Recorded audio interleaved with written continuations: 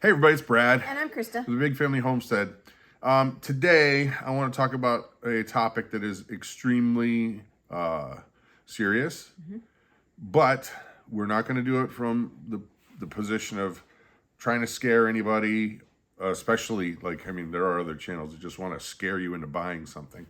No, we're not coming at this topic from the position of fear, but from just being aware, talking about what possibilities are out there. Is there anything we can do? If so, what are you doing? Or what are you not doing that you should be doing if there is something to do? And that topic is all of this chat of nuclear warfare. No, sorry. Now, to give you an idea, I just sprung this on Christa so she doesn't know all of where I'm going. And actually, I want you to type your thoughts in as we go. Now, I do know that there are plenty of big tech bots that will automatically go and make comments for or against this nuke talk. And I will be deleting the ones that are obviously bots. But if you are respectfully commenting one way or the other, then it'll be left up. It'll totally be left up. But if you're a jerk, you get bounced. That's how it works. Or a bot. Right. So here's the scoop. You got this war in Ukraine, right? Pesky war in Ukraine. And I'm being very sarcastic because, of course, it's horrible. Yeah. But you have now on record Vladimir Putin saying publicly that if they felt pushed, they would use any and all necessary means. And the language was kind of like, don't try me in this. This is not fluff talk. He's come out and said they will protect the fatherland, period. And the Ukrainians don't seem like they're willing to take a treaty deal, because it used to be that the Soviets, all they wanted was just for them to say, okay, here's the borders. You do your own thing. We'll do our own thing. And then just don't go into NATO. And that was the deal that was almost accepted until our government got involved. And they kind of goaded Russia. And they definitely goaded Zelensky and the Ukrainians to not stop there. Don't stop there. They want Washington. It seems like Washington wants regime change. They don't just want there to be peace. I mean, think about all the thousands of people that are dying. Can't you negotiate from a better position than we're not going to stop until Vladimir Putin is gone? So I wanted to read you this that I saw. Now, this is a website that you have to take with more than a grain of salt, because why? It's actually a government-sponsored Russian news site. It's called RT, Russia Today. Here's the headline. U.S. threatens, now keep in mind, this is Russia telling Russians about what's going on. Or going on, I should say. Right. U.S. threatens Russia with catastrophic consequences in case of nuke action. Washington will respond in kind if Moscow uses WMDs in Ukraine.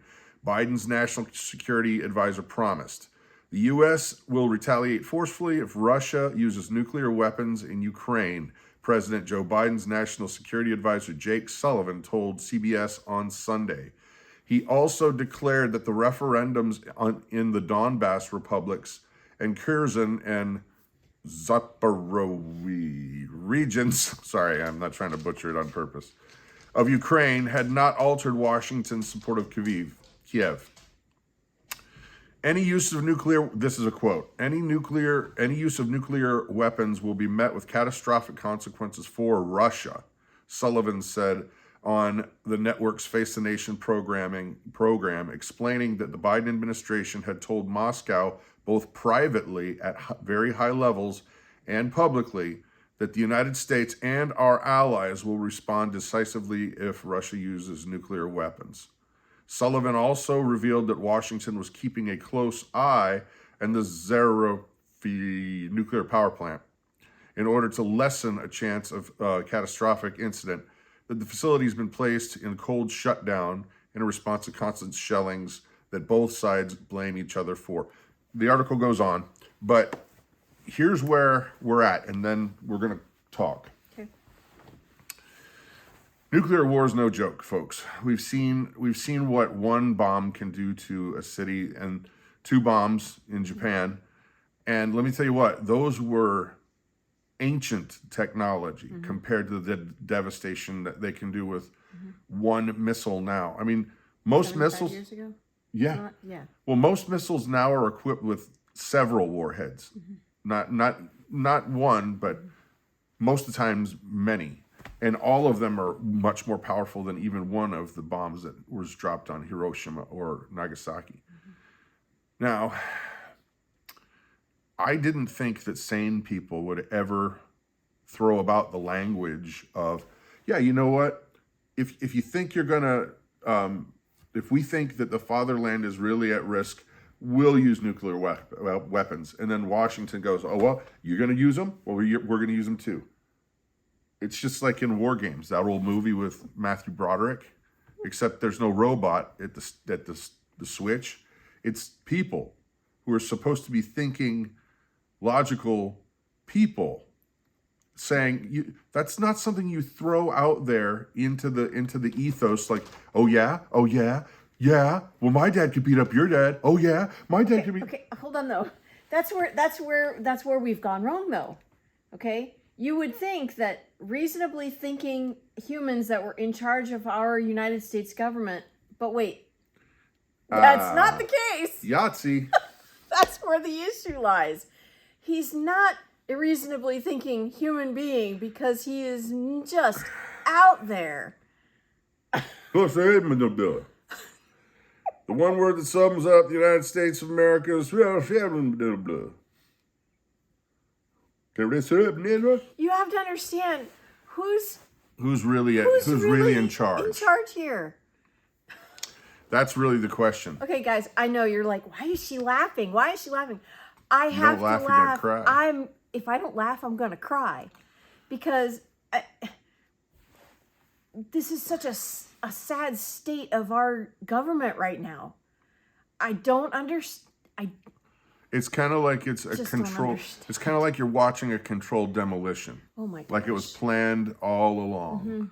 Now I'm just saying that as like from a casual observer, not from a factual basis, because I'm just watching what's happening, and you read news stories and you see what happens, and there you go. So here's the question. Obviously, there's nothing that you and I, the normal rank and file everyday person, is going to do about averting any of this. No. Because it's above our pay grade. Right. They're going to make the decision without consulting us, but we'll be the ones to have to clean it up. We will have to we're the you know what I'm trying to say. Consequences. Yes. There's consequences to those actions, and we are the ones that have to pay for those consequences. You know, So, yeah. Generals gathered in their masses. Yeah, sounds familiar, if you know what I mean. So here's the scoop. Since nobody's calling up Brad, Joe's not going to be, hey, so should I get Rocky Road today, or should I take some more Metamucil? I don't know. That's not going to happen.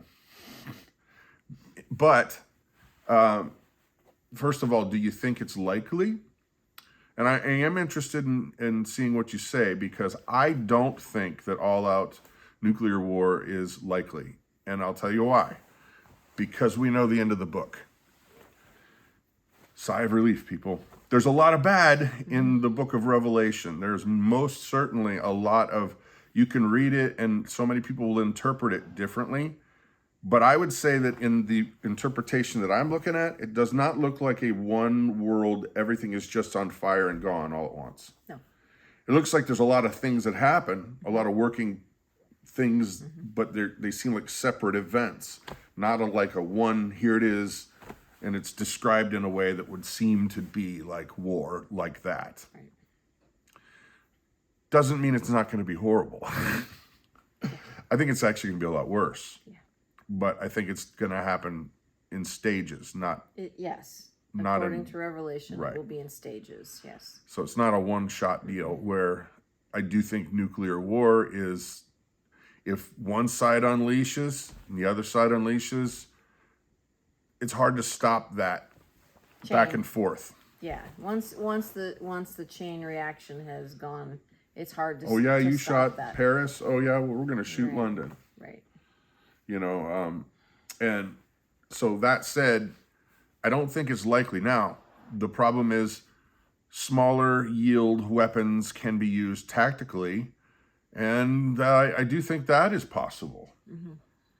You know, I do think that those materials in the hands of nefarious groups who hate the United States would love to smuggle things into trucks or whatever into a city.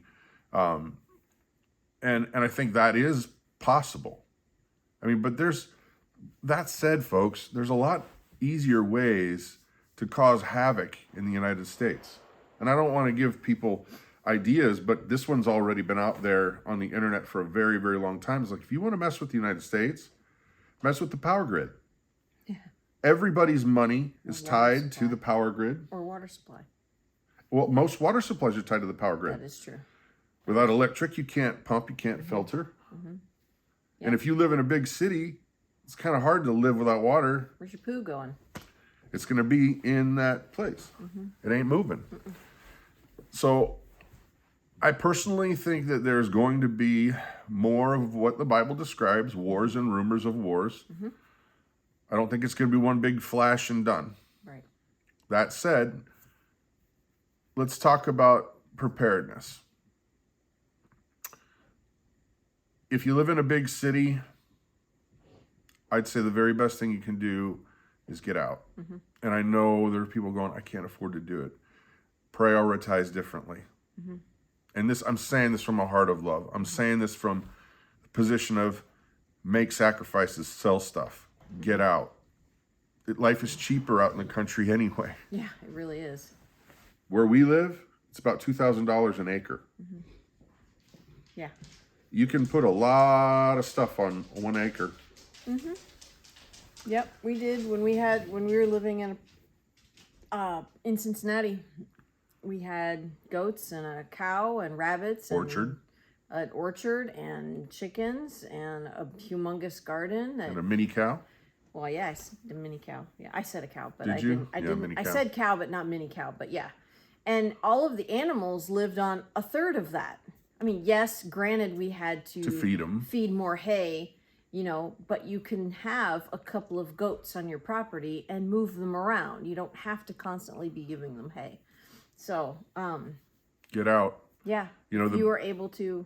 You know, Yeah. the best place to be when trouble breaks out, you know where that is? Somewhere else. Someplace else.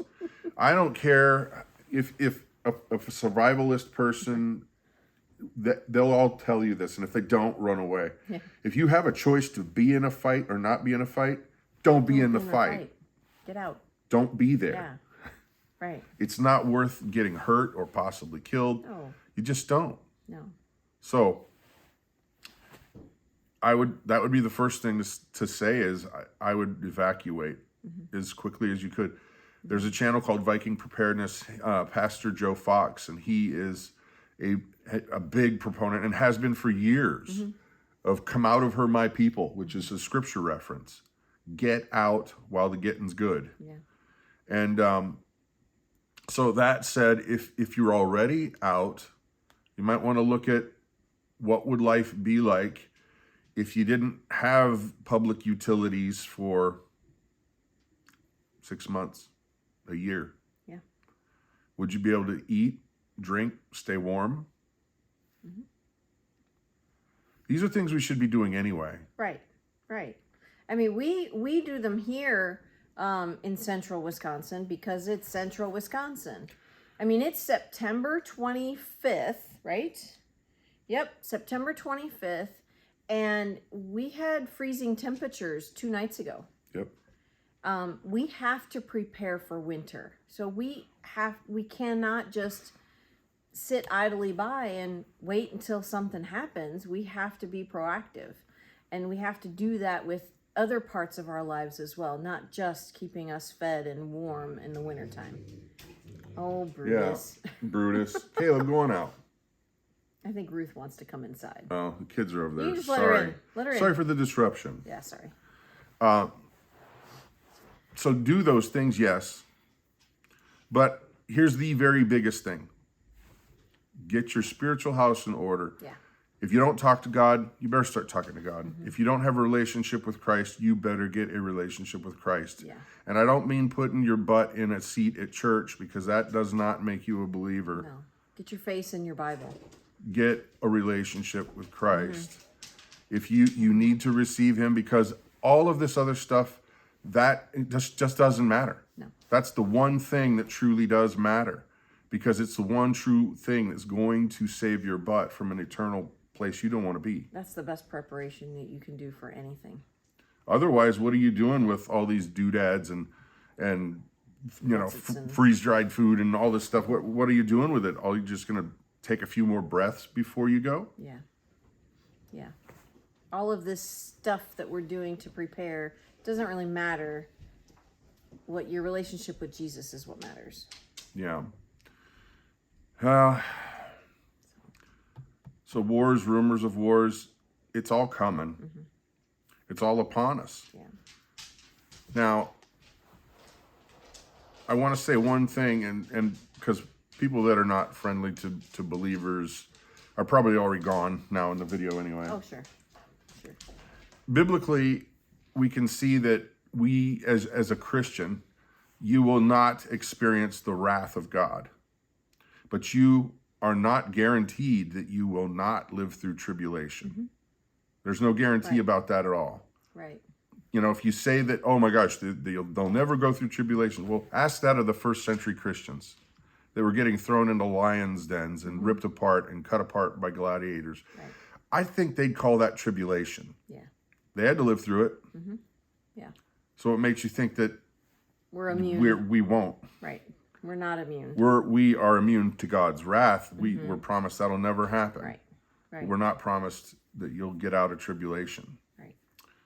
So that said, take a deep breath, talk to God, read more, pray more, love more. Yep. Yeah? Yeah. All righty, guys. Toodles.